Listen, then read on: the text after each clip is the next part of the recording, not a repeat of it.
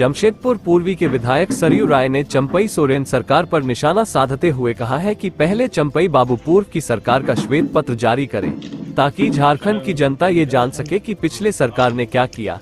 वहीं इन्होंने खुलासा करते हुए कहा है कि बजट का मात्र 50 से 60% राशि ही खर्च हो पाई है और अब मात्र 1 महीना है, कैसे पूरा खर्च होगा।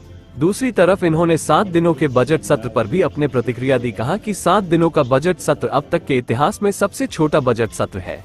ऐसे में विधायक विकास के मुद्दे पर क्या चर्चा करेंगे।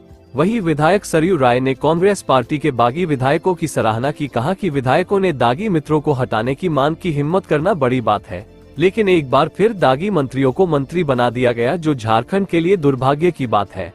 वैसे अपने बिष्टुपुर स्थित आवासीय कार्यालय में प्रेस कॉन्फ्रेंस कर जानकारी दी। जमशेदपुर से रॉकी कुमार की रिपोर्ट। चंपाई बाबू की सरकार का पहला बजट सत्र 23 फरवरी से आरंभ हो रहा है। झारखंड राज्य बनने के बाद का अब तक का सबसे छोटा बजट सत्र है। 5वीं झारखंड विधानसभा में जब हेमंत सोरेन जी मुख्यमंत्री बने तो उसमें भी 18 दिन और 17 दिन का सत्र हुआ था। 2020 में मैंने लिख दिया, 2020 में, 2021 में, 22 में, 23 में 17 दिन 18 दिन का सत्र हुआ था कार्य दिवस, और इस बार का कार्य दिवस केवल 7 दिन का है।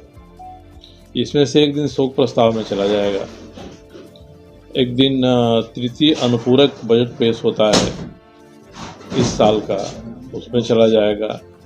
एक दिन बजट पेश होता है तो कोई बहस नहीं होती है, उसमें चला जाएगा।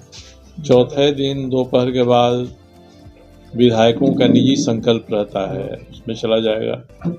तो केवल 3 दिन बचता है जिसमें सरकार के बजट पर चर्चा होगी,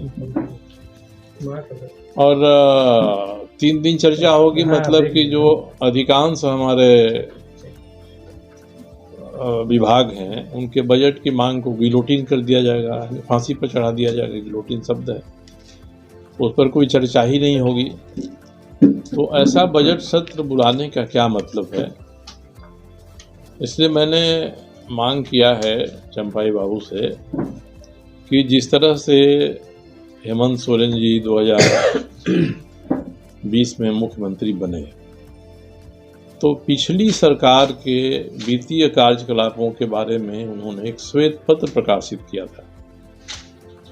मैं भी इनसे मांग करता हूं कि चंपई बाबू ये कहते हैं कि हमारी जो सरकार है या हेमंत सोरेन की पार्ट 2 सरकार है, तो पार्ट 1 सरकार के क्रियाकलाप के बारे में एक श्वेत पत्र प्रकाशित करना चाहिए। चंपई बाबू को बजट सत्र में रखना चाहिए ताकि लोग ये समझ सकें कि भाई जब पार्ट 1 खत्म हुआ और पार्ट 2 शुरू हुआ तो आपको कैसी सरकार मिली, आपको किस तरह की अर्थव्यवस्था मिली। ये जानकारी लोगों को होगी तभी आपके पार्ट 2 का असेसमेंट हो पाएगा। पहली बार तो बजट सत्र बहुत छोटा बनाकर निराश किया इन्होंने बुलाकर। जब ऐसी स्थिति होती है कि नई सरकार बन गई, बजट के लिए पूरी तरह तैयार नहीं है, तो विधानसभा से बजट की मांग पर लेखानुदान ले लिया जाता है। एक लेखानुदान पेश किया जाता है कि हमको 3 महीने का खर्च चलाने के लिए विधानसभा स्वीकृति दे दे कि इतना हम पैसा खर्च करेंगे, और जून के महीने में पूरा बजट विस्तार से पेश कर देते। तो इन्होंने लेखानुदान लिया नहीं, पूरा बजट भी कह रहे हैं कि हम पेश करेंगे, और पूरे बजट में कोई ओर छोर नहीं है। अखबारों ने भी छापा है और मुझे भी जानकारी मिली है कि 55 से 60% के बीच में अभी तक जो विकास के खर्च हैं वो खर्च हुए हैं। अब 1 महीना बच गया है बजट सत्र का, तो 1 महीना में आप कितना खर्च करेंगे? या तो मार्च रूट करेंगे, या इसको आप पीएल अकाउंट में डाल देंगे, कहीं छोड़ देंगे, या सरकार के बजट के पैसा को सरेंडर कर दीजिएगा। सबसे आसान काम तो यही है। तो इसलिए बजट सत्र में इनको एक श्वेत पत्र प्रकाशित करना चाहिए कि किस हाल में उनको ये राज्य मिला है, कैसी सरकार मिली है। तो ये मैंने इनसे मांग करने का निर्णय किया है। मैंने अब तक पिछले 4 वर्षों में जितने भी भ्रष्टाचार के मामले, चाहे इस सरकार के मंत्रियों का हो या इसके पहले वाली सरकार के भ्रष्टाचार के मामले हों, मैंने सबको उठाया है।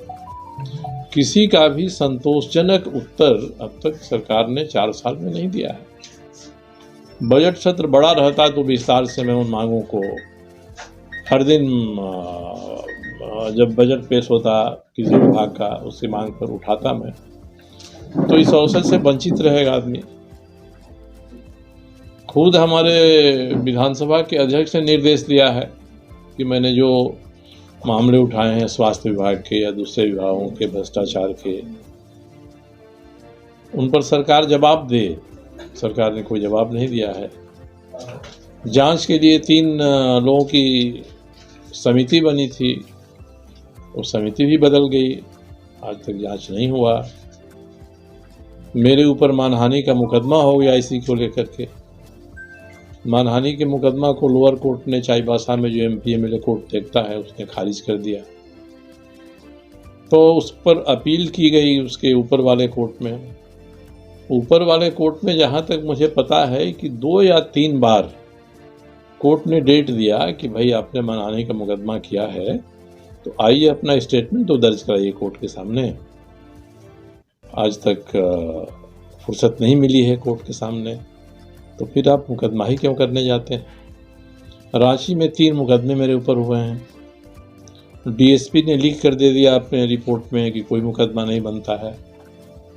उसके बाद से स्वास्थ्य विभाग के जो कर्मचारी हैं, 7 कर्मचारियों का मोबाइल लेकर सीज करके डोरांडा थाना ने रख लिया है कि हम विस्तृत जांच करेंगे।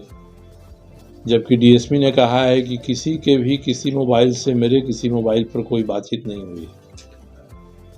तो ये स्थिति है, तो ये अवसर तो हम लोग चूक जा रहे हैं ना इस बार बजट का सत्र छोटा होने के कारण से। इसलिए ही मैं चाहता हूँ कि इन बातों को हम रखें। और बजट सत्र छोटा करने का एक कारण, तो 2 कारण मुझे समझ में आते हैं। पहला कारण है कि पिछली सरकार ने 55 से 60% ही खर्च किया है। एक आध विभाग में तो 0% खर्च हुआ है, उसी में आपदा राहत विभाग भी है।